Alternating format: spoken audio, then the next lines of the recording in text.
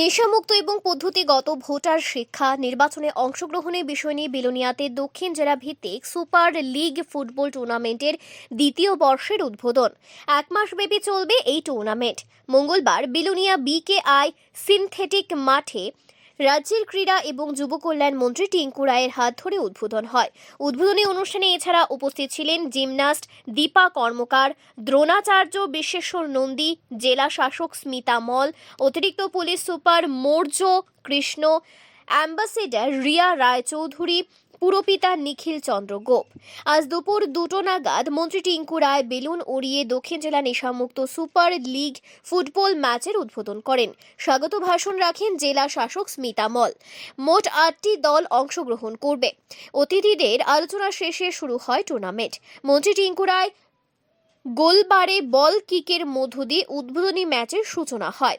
উদ্বোধনী টুর্নামেন্ট হয় রাজনগর 7 চাঁদ শার্ক বনাম রাজনগর রেনে গার্ডস।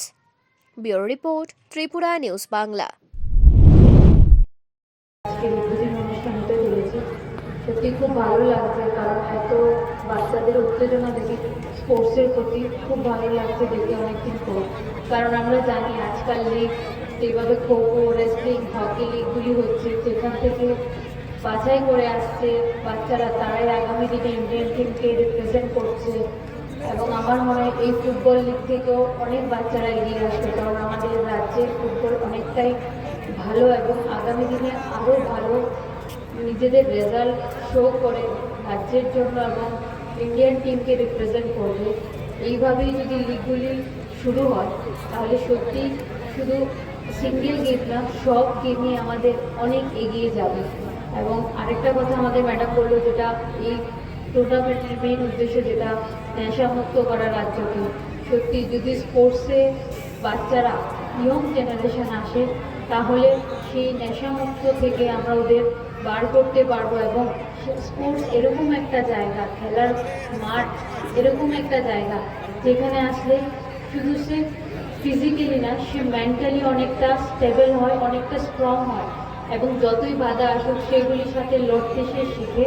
আমি চাইবো এই বিলোনিয়াবাসীর কাছে যারাই আছেন, কারণ সামনে অনেক স্কুলের বাচ্চারা আছে, তোমরা নিজেদের সময়ের মাঝখানে কিছুক্ষণ সময় বার করে স্পোর্টসে আসো। স্পোর্টস এরকম একটা জগৎ যেটা তোমাকে অনেক কিছু শেখায়।